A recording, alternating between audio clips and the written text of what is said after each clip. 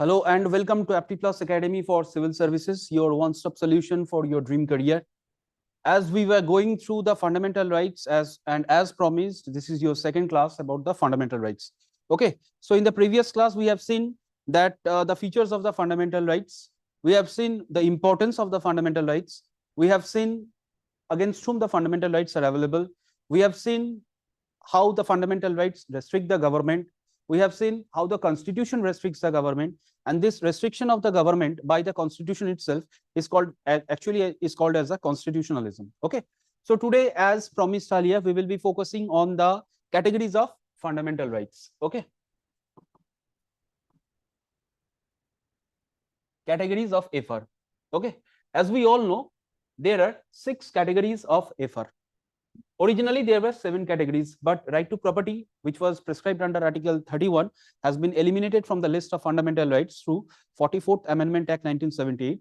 So as of now, there are 6 categories of fundamental rights. Fine.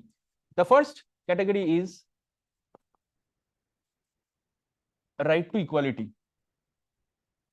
covering Article 14 to 18.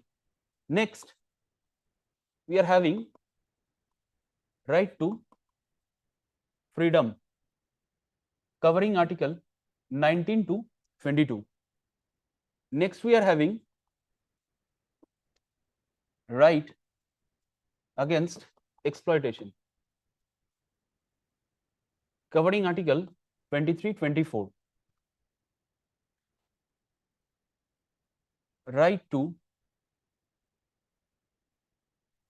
religious freedom, covering Article 25 to 28. Next, cultural and educational rights, covering 29-30. And the 6th category of fundamental rights, being the most important one, that's why it has been called as the heart and the soul of the Constitution. Okay, right to constitutional remedies. सिर्फ एक ही article है, Article 32. Maybe this is having a single article, but the fact is that under this article, Supreme Court can issue 5 writs for the enforcement of fundamental rights. Only Supreme Court can issue writs for the enforcement of fundamental rights under Article 32. It can also be issued by the High Court. Okay, but that should not be issued under Article 32. High Court can issue writs for the enforcement of fundamental rights under Article 226. Okay, so as we have seen the features, but I haven't discussed all the features. Okay, anyway, coming to the categories. Now, what we have seen, key fundamental rights otherwise is covering from 12 to 35, but here we are seeing that the right to equality starts from 14 to 18. Fine. So what about Article 12 and 13? Okay, कुछ तो reference है, ऐसा तो नहीं है कि important नहीं है इसीलिए हम लोग पढ़ेंगे नहीं, और इसमें यहाँ से क्वेश्चंस भी दे रहे हैं मेंस पे. Okay, and these are the things which are normally skipped by many of the you can say institutes, or you can say the faculties also. Okay, but we have to dig deeper, we have to look deeper, and we need to discuss each and every possible sides of the Constitution जहाँ से question पूछा जा सकता है, जहाँ से question पूछ रहा है. We do not focus normally on the surface level scenario or the surface level interpretation of the Constitution or the polity. Okay, we normally target that the score in polity should be above 90 or 95 के आसपास. Okay, so each and every article which are relevant for the exams, we discuss it each and everything in details at length in the classes. Okay, so Article 12, it defines state. Why this state is defined under Article 12? First thing is that, as we have seen in the previous class, that fundamental rights is otherwise available against whom? Against the state. Not only against the state, also against the private individuals also. But here Article 12 deals mainly with the definition of the state. And why the definition of the state is so important? Because state is the organ, or state is the body which can take away or snatch away our fundamental rights. And for the protection of the fundamental rights, we can approach the Supreme Court. Okay, Supreme Court under Article 32. Okay, and High Courts under Article 226.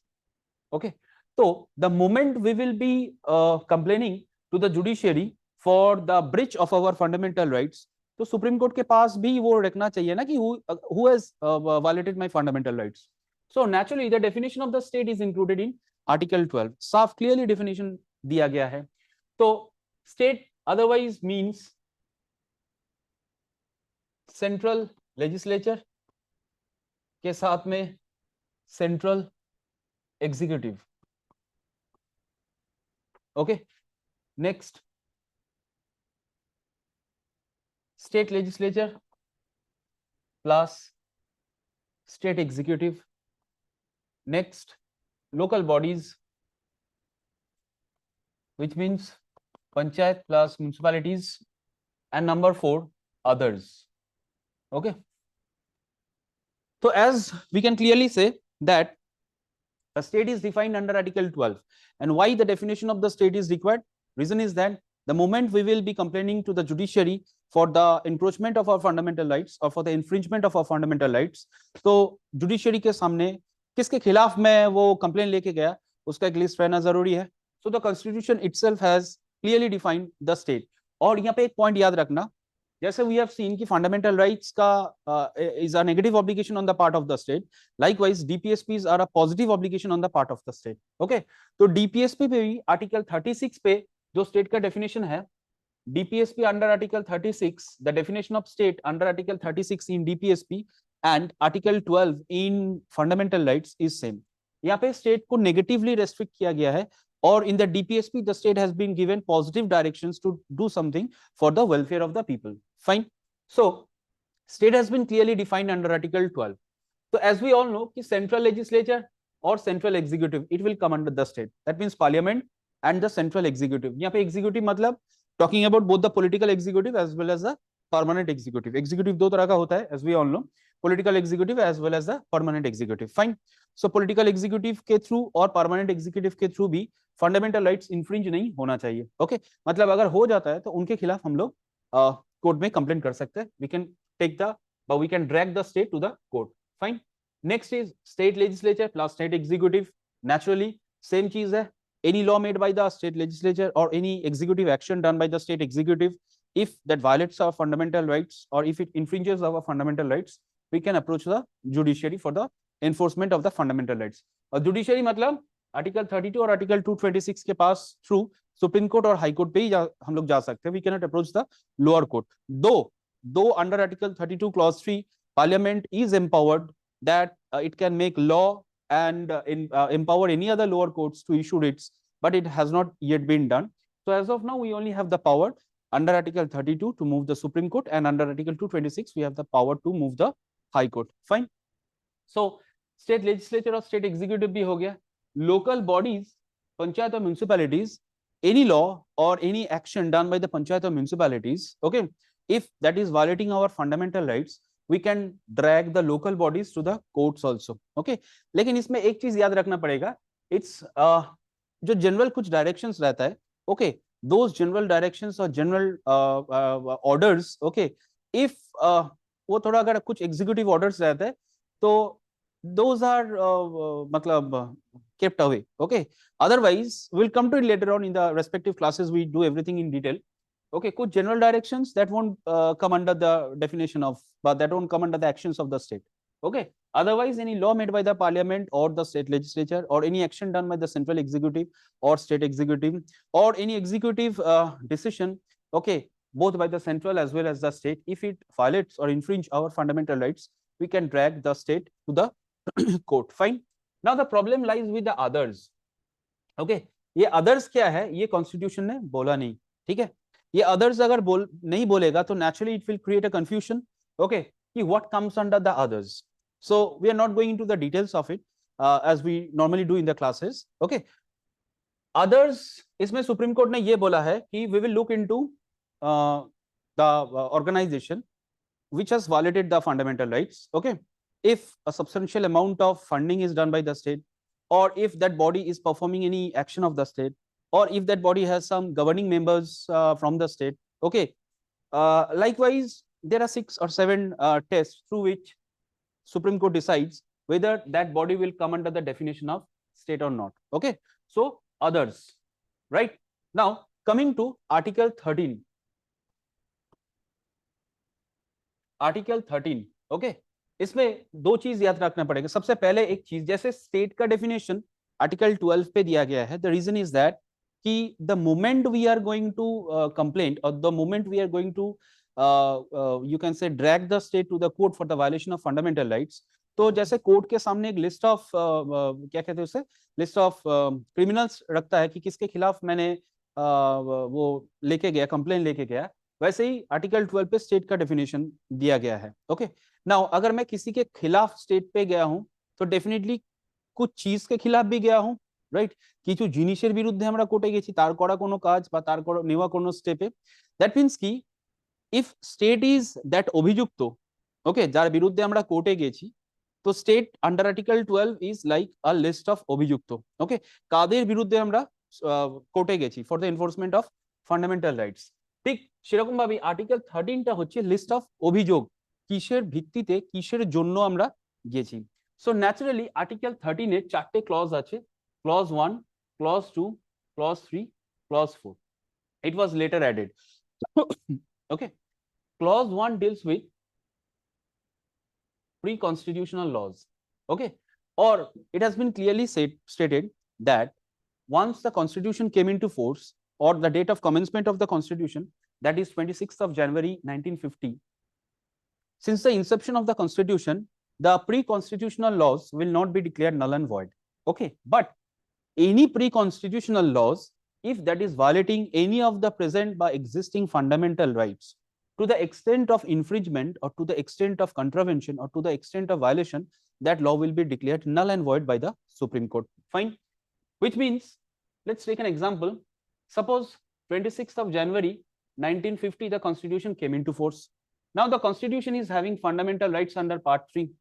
अब इससे पहले भी बहुत सारा laws, we are having more than 5000 years of Indian history, जिसमें बहुत सारा laws, rules, regulations, customs, usage, okay, बहुत कुछ था। फाइन, तो अब पूरा का पूरा क्या एब इनिशियो हो जाएगा, मतलब वॉइड एब इनिशियो हो जाएगा। वॉइड एब इनिशियो मतलब जब से कॉन्स्टिट्यूशन चालू हुआ है तब से क्या पुराना वाला चीज सब कुछ नल एंड वॉइड हो जाएगा? No. Okay, it has been stated that all the pre constitutional laws, to the extent it is not violating the fundamental rights, okay, it will move on, no issue with it. But if any pre-constitutional laws is violating the fundamental rights, to the extent of violation, that will be declared null and void by the Supreme Court. Okay, here the Supreme Court uses two doctrine. Okay, number one is doctrine of, তোমাদের doctrine থেকে questions দেওয়া শুরু করে দিয়েছে বেশ কিছু বছর আগে থেকে, doctrine of severability, and the second one is doctrine of eclipse. Okay, doctrine of severability and doctrine of eclipse, which means this severability means doctrine of separability. What Supreme Court does, Supreme Court looks into the pre-constitutional laws, and at any pre-constitutional laws which is violating the fundamental right, existing fundamental rights, that will be separated out through this doctrine of severability. Plain separate out করে দেবে। Okay, now separate করে সেটাকে ফেলে দেবে না। Okay, because অনেক দিনের tradition, customs, usage বা ল কোনো না কোনো ভাবে বানানো হয়েছে। It was a lengthy process, it has been practiced all through the ages. Okay, so what it will be done, the fundamental right which is being violated for those pre-constitutional laws, that will eclipse the pre-constitutional laws. Fine, একটু confusion হতে পারে, let's make it clear. Suppose previously we had article 31. Okay, अब ये article 31 की वजह से अगर कोई प्री कॉन्स्टिट्यूशनल लॉज अगर आर्टिकल 31 के साथ क्लैश हो रहा था, तो to the extent of contravention और to the extent of violation, article 31 used to eclipse the pre constitutional laws. Okay, now article 31 is not present in the Indian constitution. Okay, अब अगर article 31 खुद नहीं है तो ওটা কি আর কোনোভাবে প্রি কনস্টিটিউশনাল লজ কে ভায়োলেট করতে পারে, ক্ল্যাশ করতে পারে? করবে না। রিজনটাই হচ্ছে আর্টিকেল 31 নেই, that means pre constitutional laws আর present fundamental rights. Pre constitutional laws, fundamental rights, each and every pre constitutional laws must salute the existing fundamental rights. Okay, any pre-constitutional laws, if it is coming into clash with the existing fundamental rights, that will be separated out by the Supreme Court by applying the doctrine of severability. Okay, सिर्फ separate out ही नहीं करेगा, जो existing fundamental rights जिसके साथ उसका clash हो रहा है, okay, existing fundamental rights will eclipse the pre-constitutional laws. Fine. And the moment that fundamental right कभी चला जाएगा, जैसा आर्टिकल 31 वो 1978 पे पूरा का पूरा चला गया, ओके, तो 1977 तक या 1978 तक आर्टिकल 31 के साथ जो भी प्री कॉन्स्टिट्यूशनल लॉज क्लैश हो रहा था वो नल एंड वॉइड डिक्लेयर हो चुका था, और article 31 used to eclipse that pre constitutional laws जिसके साथ में वो रेस्ट्रिक्शन हो मतलब क्लैश हो रहा था. नाउ अगर वो आर्टिकल है ही नहीं, वो फंडामेंटल राइट है ही नहीं, तो फिर क्लैश का तो कोई जगह भी नहीं है. So naturally that pre-constitutional laws will again come into force or will see the light of the day. This is what is called as Article 13 Clause 1. It deals with pre-constitutional laws. Fine. Likewise, Article 13 Clause 2 deals with post-constitutional laws. Okay, which means state cannot make any laws. It has been clearly stated in Article 13 Clause 2 that once the constitution comes into force or once the state has been created, fundamental rights will be given a topmost position or the priority. Fine. And the state cannot make laws under Article 13 Clause 2 which violates the fundamental rights. State এমন কোন ল বানাতেই পারবে না যেটা কিনা fundamental rights কে violet করে. ওকে, যদি করে সেখানেও কিন্তু supreme court again to the extent of contravention can declare those laws null and void. Fine. ঠিক সেরকম ভাবেই আর্টিকেল 13 ক্লজ 3 ডিফাইন্স ল. এই যে বললাম একটু আগে যে আর্টিকেল 12 যদি অভিযুক্ত হয় কার বিরুদ্ধে আমরা কোর্টে যাচ্ছি, আর্টিকেল 13টা হচ্ছে অভিযোগ কিসের বিরুদ্ধে আমরা যাচ্ছি. Fine. So article 13 clause 3 defines the word law. তো এখানে কিন্তু ল মানে অনেক কিছু মিন করে. Law does not mean only the laws made by the parliament.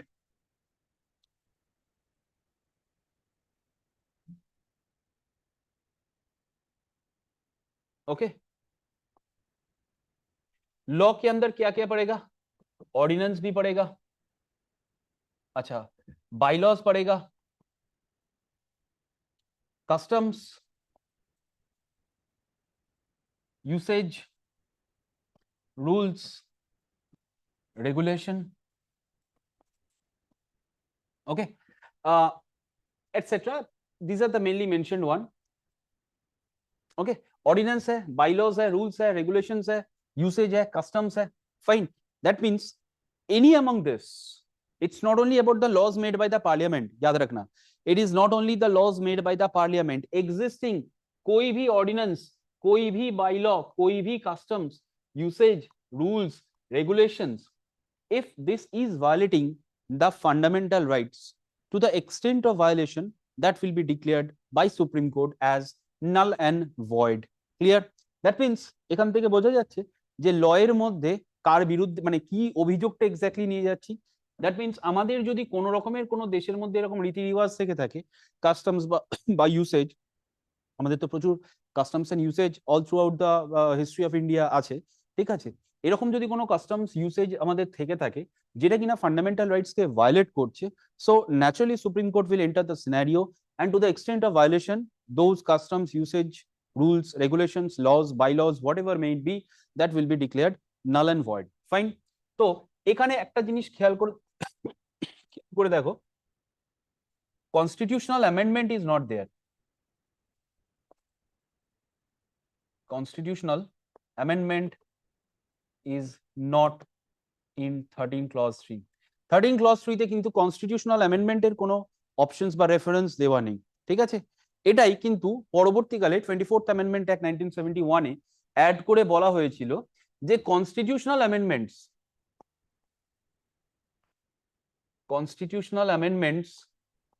will not be a law under 13 clause 3.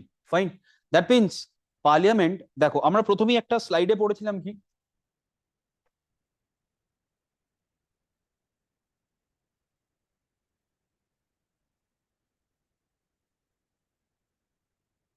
Okay, I guess ওই স্লাইডটা নেই, delete হয়ে গেছে, যে ফান্ডামেন্টাল রাইটস থাকার রিজনটাতে কি হচ্ছে যে it restricts the government, it was limiting the government.